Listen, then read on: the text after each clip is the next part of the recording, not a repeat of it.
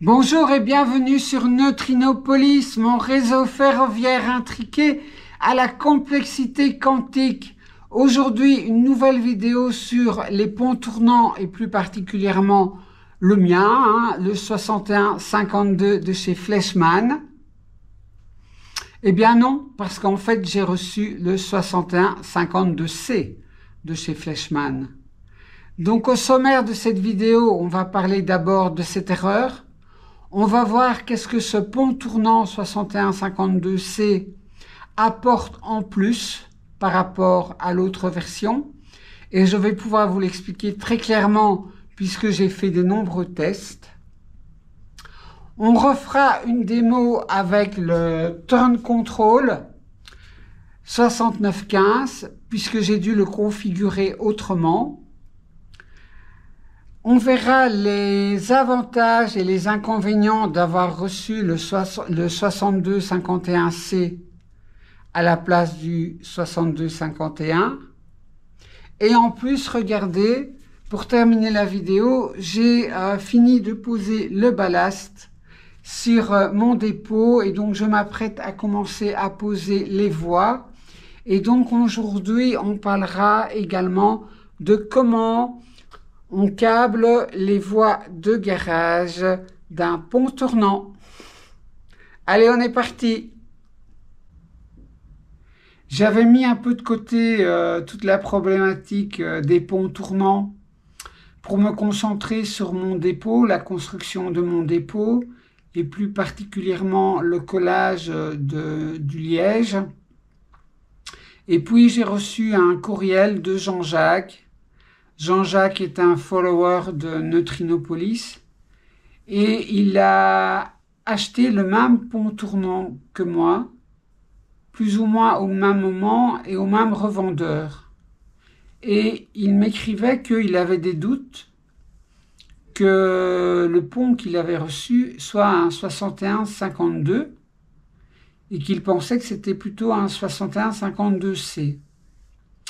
Donc, j'ai repris mon pont tournant et je me suis replongé dans toute la problématique.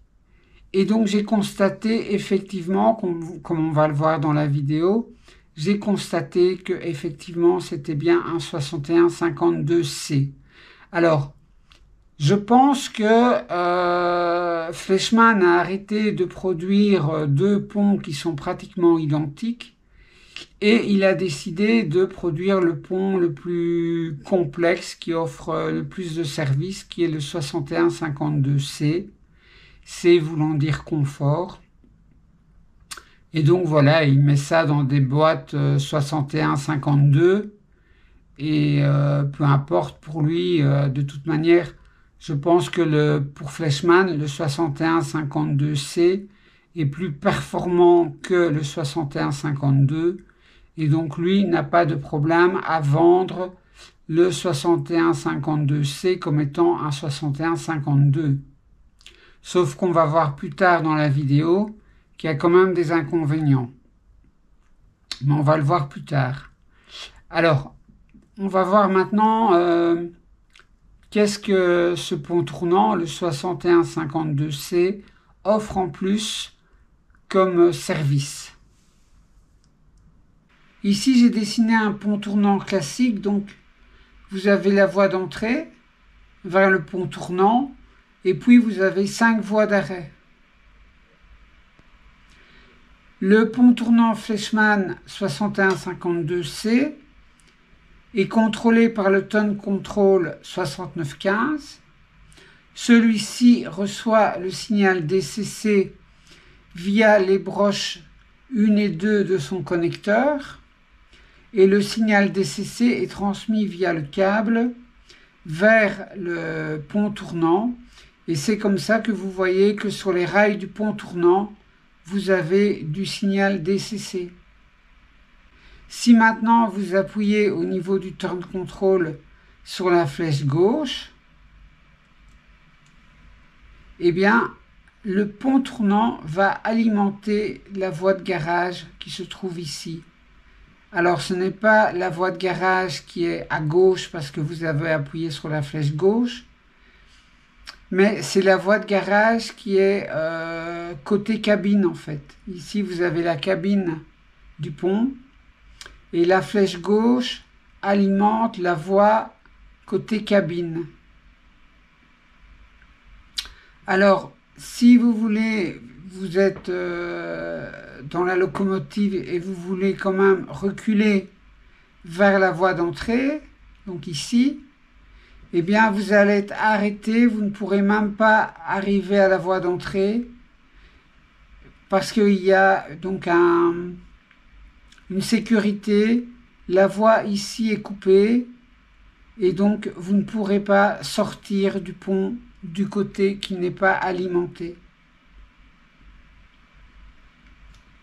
Si maintenant j'appuie sur la flèche droite, eh bien vous l'aurez compris, vous allez alimenter les rails qui sont à l'opposé de la cabine. Si je déplace mon pont tournant de une position vers la droite, voilà, ici la flèche est à gauche, donc on alimente les voies côté cabine, donc c'est bien ces voies-ci. J'ai toujours ici ma petite protection qui empêche la locomotive de sortir du côté où les voies ne sont pas alimentées. Si j'appuie sur la flèche droite du turn control, je vais maintenant alimenter l'autre côté. Et c'est cette fois-ci, je ne pourrai plus sortir de ce côté-là parce que j'ai une petite portion de voie qui n'est pas alimentée sur le pont. Maintenant, si vous voulez vous-même alimenter les voies de garage avec des câbles, comme moi je vais faire, à ce moment-là, si on veut par exemple alimenter celle-ci, donc je mets le signal DCC sur les deux rails, et bien à ce moment-là, évidemment, la petite partie ici qui était isolée et qui n'avait pas de signal, a maintenant le signal qui vient par la voie de garage, et donc le train, indépendamment du sens sur lequel le pont alimente les voies, le train, lui, peut sortir par la droite ou par la gauche. C'est pour ça que, en fait, moi, je vais alimenter toutes mes voies de garage. Comme ça, je me libère de cette contrainte de devoir, chaque fois que je manœuvre le pont, spécifier la sortie du pont qui est active. Donc voici mon pont tournant tel qu'il va être installé dans mon dépôt. Donc à gauche, j'ai 9 voies de sortie qui sont numérotées de 1, 2, 3 jusqu'à 9. Et à droite, j'ai 6 voies de sortie qui sont numérotées de 10, 11, 12 jusqu'à 15. Ici, je vois sur le turn control que la voie active, c'est la numéro 5. Pourquoi? Parce que le pont est en vis-à-vis de la 5, mais de la 14 aussi. Et pourquoi est-ce que c'est la 5 qui est active? Parce que ma flèche est à gauche. Elle indique donc que c'est côté cabine qui est actif. Donc c'est cette voie-ci qui est alimentée. Si je veux alimenter l'autre voie, eh bien je change le sens de la flèche en appuyant sur le bouton vert. Vous avez entendu, quand je change le sens, il y a à chaque fois un relais qui colle ou qui décolle, puisque chaque fois il faut soit alimenter par là ou soit alimenter par là. Quand je choisis la flèche vers la droite, donc opposée à la cabine, et bien ici, donc, mon turn control indique que la voie active, c'est la 14, ce qui est bien correct. Donc, par exemple, on va aller chercher une locomotive qui se trouve sur la voie 15. Et on va la mettre sur la voie 9 en la retournant pour qu'elle soit inversée.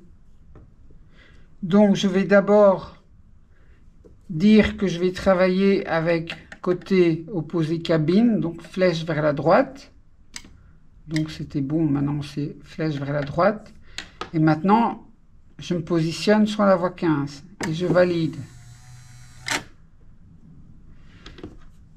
C'est la voie 15 qui est active, il y a de la tension ici, je peux faire monter ma locomotive sur le pont. Elle va maintenant donc sortir à la voie 9, mais en faisant un demi-tour, donc par ce côté-ci. Donc je dois rester sur la flèche vers la droite toujours opposée à la cabine. Et donc ce que je fais en fait, je vais simplement pointer avec la roulette la sortie 9 et je valide.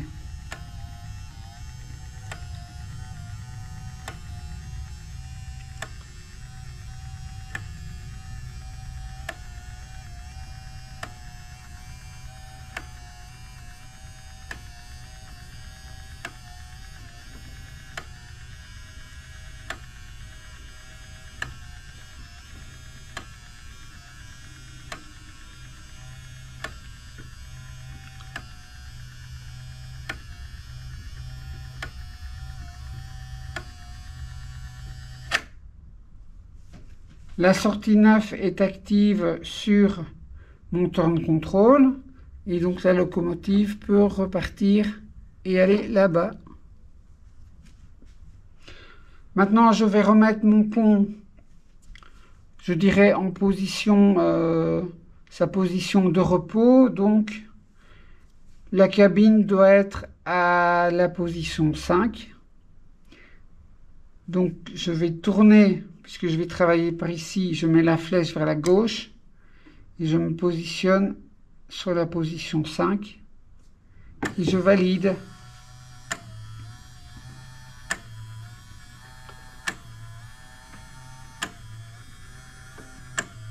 Alors je pense que le cliquetis qu'on entend, c'est les lamelles qui servent à alimenter les voies de garage, qui chaque fois frotte contre un petit butoir et ici ça va frotter sur les rails.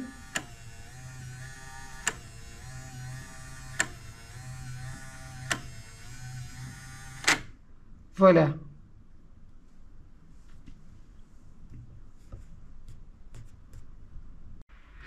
Je suis bien consciente que cette démonstration n'est pas parfaite et qu'elle aurait été plus jolie et visuellement plus intéressante si les locomotives avaient vraiment roulé sur le pont. Mais ça viendra et je ne sais pas avancer plus vite que vite. En attendant ces vidéos, ces démonstrations que je fais, ça me permet aussi d'avancer puisque ça va déclencher des échanges avec vous, des réactions, et ça va me permettre encore d'avancer, et ça vous permet aussi d'avancer.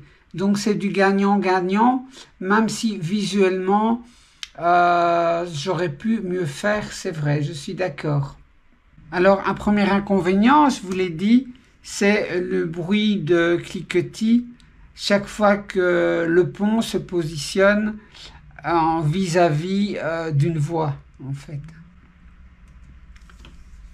Un autre inconvénient du pont, c'est qu'il y a 2 fois plus de choses à faire.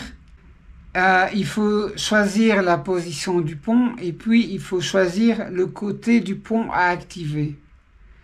Donc au niveau des implications, quand je vais informatiser ça et commander le pont avec mon ordinateur, il y aura 2 fois plus de commandes DCC à envoyer vers le pont.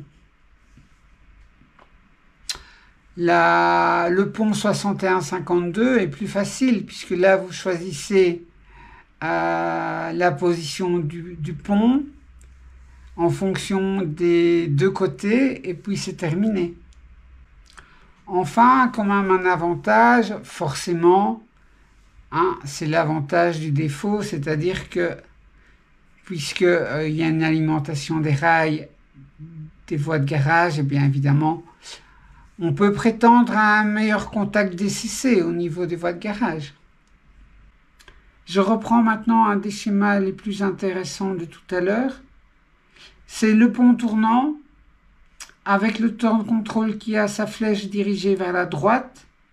Donc la voie qui est alimentée, c'est celle à l'opposé du pont, mais avec un signal DCC qui alimente l'autre voie. Et ce qu'on voit à ce moment-là, c'est que la locomotive, indépendamment du sens qui est donné via le temps de contrôle, la locomotive peut soit démarrer par là ou soit démarrer par là. Et donc ça me fait conclure à quelque chose de très important. C'est que si vous alimentez toutes vos voies de garage avec du câblage et indépendamment du pont tournant, eh bien, même si vous avez la 6159C, vous pouvez plus que probablement configurer le temps de contrôle comme s'il commandait une 6159. Et vous vous débarrassez de cette fonction d'activer l'un ou l'autre côté. Et donc, ce que je vais faire, c'est poser mes rails, câbler mes voies de garage, et puis tester, mais je suis certaine que ça va fonctionner. Configurer le temps de contrôle en lui disant qu'il travaille avec une 6159C n'est intéressant que si vous n'alimentez pas vos voies de garage. Si vos voies de garage sont alimentées, cette fonctionnalité qu'offre la 6159C est désuète, ne sert plus, et donc vous pouvez très bien dire au temps de contrôle qu'il commande une 6159. Et à ce moment-là, vous vous débarrassez de la moitié des commandes que vous devez donner au pont tournant. D'où l'importance d'alimenter les voies de garage. Et c'est ce qu'on va voir maintenant. Alors, pour vous expliquer le câblage des voies de garage, je recommence depuis le début. Donc ici, j'ai dessiné un pont tournant qui est commandé par un temps de contrôle 6915. Et donc, il y a un câble qui relie les deux appareils. Notez que le pont tournant possède une petite cabine qui donne son sens.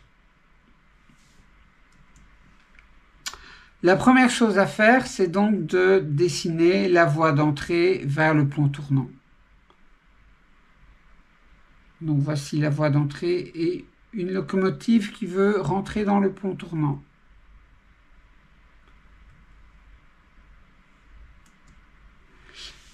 Bien sûr, la convention, souvent en DCC, c'est qu'en fait, on met la phase sur le rail droit dans le sens de la marche de la locomotive. Donc ici, la locomotive va par là, donc le rail droit, c'est celui-là. Donc la phase ici est en rouge.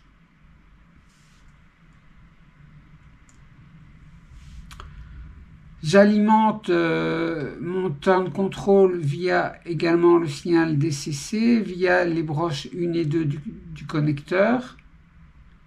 Et donc, par ce fait, je vais avoir sur le pont également le signal DCC.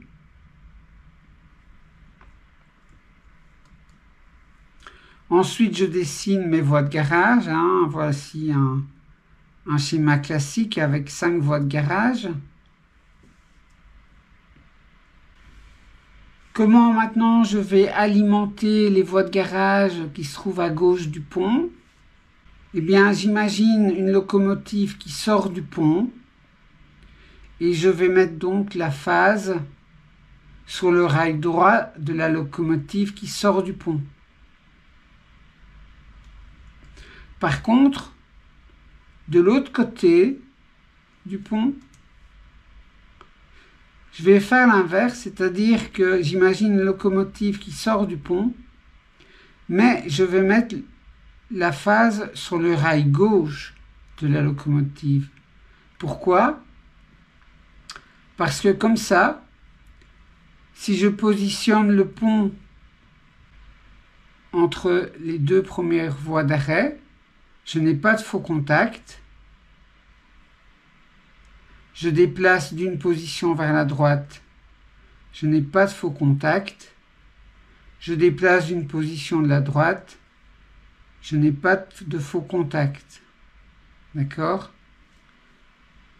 Maintenant, je recommence, mais j'imagine que j'ai coupé mon pont en deux zones. D'accord? Et je recommence. Donc, je n'ai pas de faux contact. Tout va bien. Je déplace mon pont d'une position vers la droite. Tout va bien. Je déplace encore d'une position vers la droite. Tout va bien. Je déplace encore d'une position vers la droite. Bang, court-circuit. Vous voyez, le pont, le câblage du pont, la phase est à droite ici et l'autre côté sur la voie ici, c'est à gauche. Pourquoi? Eh bien, c'est parce que la cabine est passée de l'autre côté de ma ligne imaginaire. Si je continue, encore court-circuit. Si je continue, encore court-circuit. Maintenant, si je fais revenir la cabine de l'autre côté, c'est de nouveau correct.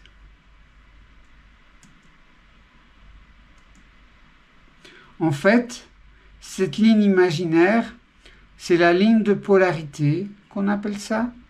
Et en fait, on la trace, on a l'habitude de la tracer par une ligne perpendiculaire, 90 degrés, par rapport à la voie qui rentre. Mais on peut découper le pont tout à fait autrement, c'est arbitraire. Simplement, on découpe dans ce sens-ci, simplement parce que souvent, au-dessus et en bas, on n'a pas de voie de garage. Donc c'est plus facile. Mais c'est tout à fait arbitraire et ça s'appelle la ligne de polarité. Donc, du premier côté de la ligne de polarité, je vous l'ai dit, on va câbler les voies de garage en mettant la phase à droite dans le sens d'une locomotive qui sort du pont. De l'autre côté, on va mettre la phase à gauche dans le sens d'une locomotive qui sort du pont. Donc cette ligne de polarité, on va la rentrer dans le turn control. Donc il y a un menu pôle pour polarité qui permet de définir la ligne de polarité. Une fois qu'on l'a définie dans le turn control, à ce moment-là, je recommence ma démo. Ici, ma cabine est à gauche, c'est bon, j'ai pas de court-circuit. Ma cabine est toujours à gauche, j'ai pas de court-circuit. Ma cabine est à gauche, je n'ai pas de court-circuit. Une fois que ma cabine passe à droite, le turn control va inverser la polarité des rails sur le pont et pour éviter un court-circuit. La cabine reste à droite, le turn control continue d'inverser la polarité, la cabine reste à droite, le turn control continue d'inverser la polarité, la cabine est revenue à gauche et la polarité est redevenue normale.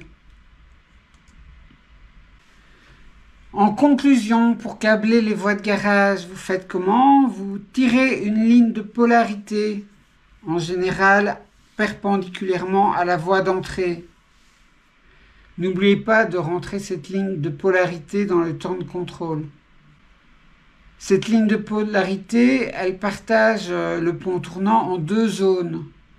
Toutes les voies de garage qui partagent la même zone avec la voie d'entrée, vous mettez la phase sur le rail gauche de la locomotive dans le sens où la locomotive quitte le pont. De l'autre côté, vous mettez la phase sur le rail droit de la locomotive qui quitte le pont. En conclusion, si vous voulez, comme moi, câbler vos voies de garage, et en digital, il faut le faire. Ça n'a pas de sens d'avoir une partie du réseau qui n'est pas sous DCC. Si vous voulez laisser vos phares allumés de vos locomotives, il vous faut du DCC tout le temps. Donc ça n'a pas de sens de ne pas avoir du DCC tout le temps. Il faut câbler les voies de garage. Si comme moi vous les câblez, la fonctionnalité du 6152C qui est d'alimenter les voies de garage avec lesquelles il travaille, cette fonctionnalité ne sert plus. Donc vous pouvez bypasser cette fonctionnalité en disant au turn control, en reconfigurant le turn control et en lui disant tu ne travailles plus avec un pont 6152C mais un pont 6152. Comme ça, le turn control ne va plus vous embêter avec toutes les fonctions d'activation. Est-ce qu'il faut activer la tension côté cabine ou côté opposé à la cabine? Tout ça ne va plus vous le demander. Donc, si vous gérez votre pont avec l'ordinateur, vous aurez beaucoup moins de commandes à donner au pont. Et si vous ne gérez pas le pont avec l'ordinateur, ce sera quand même beaucoup plus léger. Donc c'est vraiment intéressant. Le gros du travail, c'est de câbler les voies de garage, mais une fois que c'est fait, la fonction de gestion du pont, ce sera beaucoup plus facile. Voilà, c'est terminé pour aujourd'hui. Merci d'avoir voyagé avec moi sur les rails de la créativité. Mais n'oubliez pas que la prochaine station, c'est la vôtre. En attendant, faites du train. Et puis surtout, si vous n'êtes pas encore abonné, abonnez-vous. Salut, au revoir, ciao.